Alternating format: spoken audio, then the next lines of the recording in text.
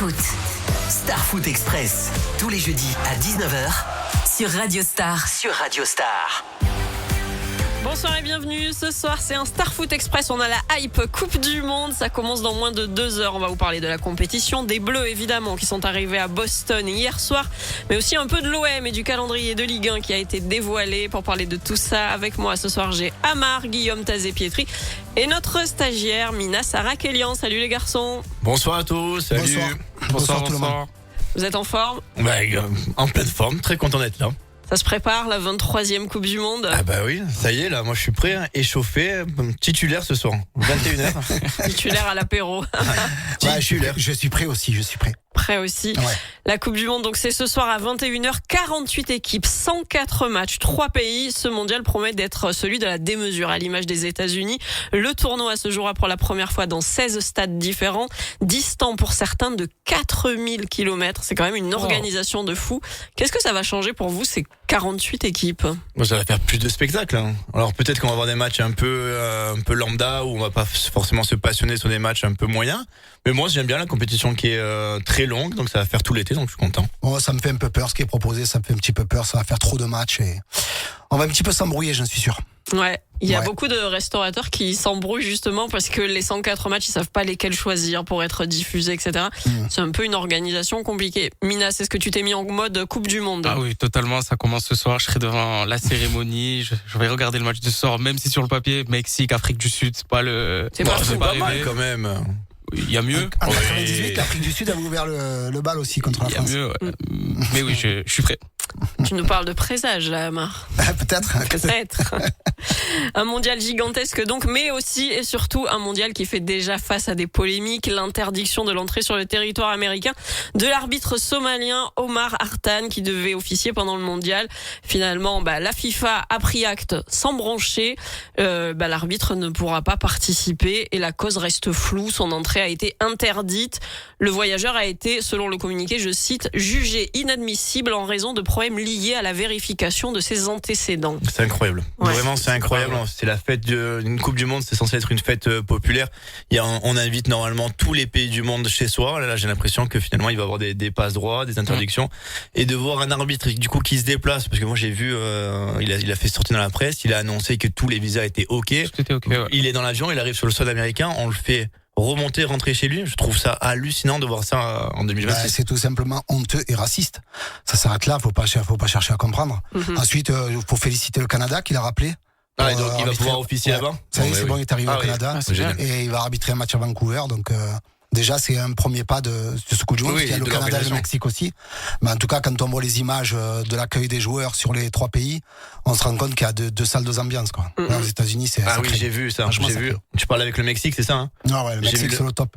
Et j'ai vu des images aussi tournées sur les réseaux sociaux où on descend de l'avion et vraiment il y a des fouilles au corps sur le tarmac.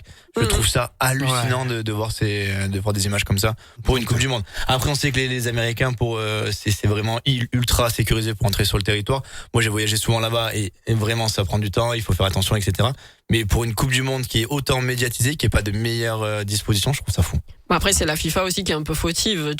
Tu donnes pas l'organisation aux USA quand tu sais déjà que les USA ont une liste avec déjà 19 pays qui sont susceptibles de rencontrer les mêmes problèmes qu'a rencontré l'arbitre somalien. Donc c'est quand même fou qu'on puisse.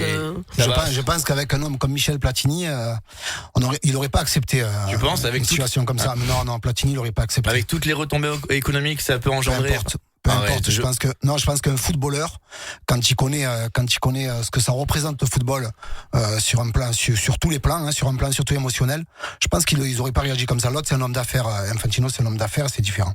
Peut-être que tu as raison. On va passer à quelque chose de plus joyeux. C'est les Bleus de Didier Deschamps qui sont arrivés hier soir après 22 heures à Boston, hôtel 5 étoiles. Ils s'entraînent à 30 minutes en bus. Une centaine de supporters les ont accueillis quand même à l'arrivée à Boston. C'était plutôt sympa. Leur premier match, c'est le 16 juin, donc ce sera lundi. Mina, est-ce que tu as hâte de voir l'équipe de France entrer en lice? J'ai hâte totalement. J'ai hâte de savoir comment la composition de Deschamps va être mise en place. J'ai hâte tout simplement. En vrai, ça va être un beau match. En vrai, France-Sénégal, ça fait une belle ouverture pour la France. L'intelligence artificielle, il y a 2 intelligences artificielles. C'est pas une ouverture qui nous a porté chance. Non? Alors dis-nous. France-Sénégal, c'est pas une ouverture qui nous a porté chance. Dans quelle année ça? C'était en 2010. Non.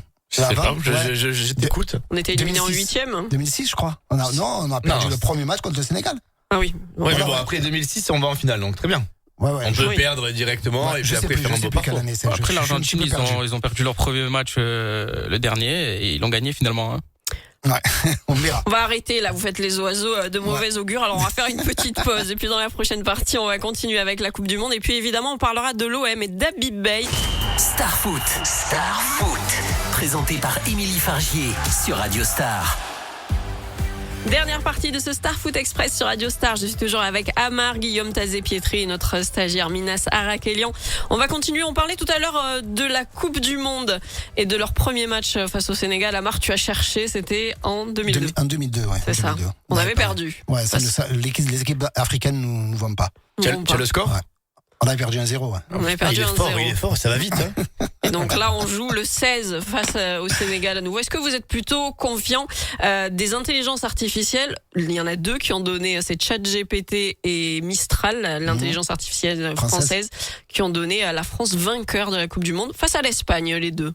Voilà. Moi, je suis d'accord avec ça. Hein. Victoire au lapin. Je suis pour ça, mais je suis pas trop. Enfin, il va y avoir plein de paramètres. Oui, je suis confiant parce que je suis supporter français. Mais après, je sais qu'il y a de grosses équipes, donc il faudra faire attention. Ça va être difficile, ouais. Ça va être difficile, mais ouais. Je tiens à souligner que c'est très rare de voir Amar sur le plateau qui n'est pas optimiste. C'est vrai. D'habitude, on peut jouer le Paris Saint-Germain, mais oui, on va gagner, c'est sûr, à 100%. Et là, on se retrouve avec Amar. C'est rare de te voir comme ça. Hein. Non, parce que plus on avance, et plus je me rends compte qu'on a quand même des difficultés, même qu'on a la meilleure équipe du monde, je pense. Hein. Ouais, mais ensuite, on a vu contre le Cameroun les lacunes qu'on pouvait avoir. Ce match dernier, là où on a gagné, où les difficultés qu'on avait, si Olysée ne fait pas un grand match. En face, hein. Voilà, mais même on a eu du mal à faire du jeu. On a mis du temps à le faire, quoi. Oui, mais est-ce que c'est peut-être normal, non? En vrai, un match de préparation amical, tu n'as pas envie de te blesser, tu n'as pas envie que tu sors d'une saison longue. J'ai l'impression que vraiment ça joue avec le frein à main chez nous et que ça va dérouler à partir de la semaine prochaine. Bah écoute, on verra. En tout cas, j'aimerais que la France aille très loin, mais j'ai peur du Portugal, j'ai peur de l'Espagne, j'ai peur des équipes africaines. C'est très rare. L'Algérie, le Maroc, le Sénégal et le Cameroun aussi. Ils nous ont malmenés. Voilà. J'ai un petit peu peur. Oui, puis il y a toujours une surprise. Il y a toujours une surprise aussi. Et le Japon qui va nous impressionner, je pense. C'est peut-être là. Bon allez, on va arrêter avec la Coupe du Monde. Ce soir, c'est le match d'ouverture, mais nous, on va parler un petit peu de l'OM aussi quand même. Ça fait longtemps que ça nous est plus arrivé. Le calendrier de la Ligue 1 pour la saison prochaine a été dévoilé hier. Et j'aime bien parce que les médias ont mis à lumière encore et toujours les mêmes dates, celles des classicos face au PSG. Alors, vu notre niveau et le leur, pour moi, c'est pas forcément le match, je parle dans le jeu, le plus intéressant de la saison, le Classico. Alors, moi, j'ai pas vu encore le calendrier. On les joue tôt, Paris. Ouais. Le 20 septembre à Marseille à l'aller. Ouais. C'est génial. Il faut les jouer très tôt. On les a battus l'année dernière. En fait, ce qui est difficile avec Paris, c'est de les jouer tard dans la saison parce qu'ils sont prêts à aller très loin en Ligue des Champions. Les attraper tôt au mois de septembre, pour moi, ça me va parce qu'on peut créer la surprise. Alors, effectivement, ce que tu disais, est-ce que c'est les matchs références qu'on va pointer, surligner? Moi, je pense que oui. Mais c'est vrai qu'il y a d'autres matchs qui sont aussi très intéressants. Moi, je préfère un petit Olympico. Ouais, moi aussi, je suis d'accord. L'Olympico, c'est déjà beaucoup plus serré, aller-retour, donc largement un Olympico pareil. Toi, il est bien, Minas, je vais le garder. Non, mais surtout, si on part d'une équipe à notre niveau, sur un plan, on va dire, individuel et collectif, forcément, ils sont pas à notre niveau, j'ai du mal à le dire, mais ils sont au-dessus. Oui. Voilà, mais c'est vrai que ça ressemble plus à un classico comme à l'époque, mais sincèrement, un match contre le PSG, ça reste toujours important pour les supporters marseillais et les supporters parisiens. Oui, pour le folklore, tout ça. Donc, oui, tout le monde l'attend et c'est important. Amar, on va le dire, ils ont fait le back-to-back, là. Hein. 2 fois champion d'Europe. Hein. Non, ouais, mais je t'embête. Ils ont fait ce qu'il fallait, ils ont acheté ce qu'il fallait, ils sont pas trompés. Oh, tout de suite, je t'embête. Allez, on va parler d'un homme dont on n'entend plus parler, c'est Habib Beye. Qu'est-ce qu'il fait Habib Beye dans tout ça? Parce que pour le moment, le club n'a pas officialisé son départ, sa fin de contrat c'est 2027. Bah du coup, Habib Beye prépare sa reprise, il a envoyé un programme de reprise au coordinateur sportif. Il a eu des échanges avec sa direction concernant la préparation de la saison prochaine. Et si finalement Genesio refuse de rejoindre Marseille, dans l'hypothèse où on est exclu de la Ligue Europa, eh ben Habib Beye pourrait être toujours en poste au moment de la reprise. Voilà. Oh là là là là. Ça c'est une vraie info, c'est un vrai questionnement. Chaque semaine, on est en train de se dire où est-ce que notre entraîneur va arriver, partir. Pour moi, il faut pas que ça tarde. On en a parlé la semaine dernière, ensemble. Il faudrait pas qu'on ait ce flou artistique jusqu'au... C'est hyper flou en vrai. Habib Beye, on sait pas, il est là, il est pas là, on a un nouvel entraîneur. Non, mais un truc sûr, c'est qu'il est là, Habib Beye, ça c'est certain. Oui. Genesio, on ne sait pas, donc on va s'appuyer sur Habib Beye, il est là. Donc on va continuer à causer comme ça. Si demain il nous annonce que Genesio vient, ben on fera avec, mais par contre il faudra tout reconstruire, mais carrément quoi. Mais en vrai, je suppose que le Genesio va arriver. Il doit, à mon avis, attendre qu'il n'y ait pas de sanctions au niveau du club européen. Il attend la décision. Si jamais on n'est pas qualifié en Ligue Europa, il vient pas. Ouais. Bon, écoute, je pense que ça va arriver très rapidement. C'est 30 juin, cette histoire. Ouais, c'est dans pas longtemps. C'est dans pas longtemps, donc je pense que... Enfin, 30 juin, c'est quand même dans 20 jours. Commencer à préparer une saison le 30 juin, c'est un peu compliqué. On a ce débat sur le plateau depuis quelques temps. Surtout pour les recrues et surtout pour les départs. Parce qu'il y a beaucoup de joueurs qu'on dit qu'ils partent, mais ils sont encore là. Et il y a des recrues qu'on attend, donc il y a ça. Je suis obligé de te couper, Amar, c'est déjà la fin. Mais c'est pas grave, on va allumer la télé, il y a match là. Allez, on va se mettre devant la cérémonie. Allez, en route. Merci les garçons, Starfoot Express, c'est fini. Si vous avez raté l'épisode de ce soir, vous avez le podcast sur radiostarsud.fr. Je vous souhaite une belle soirée à l'écoute de Radio Star.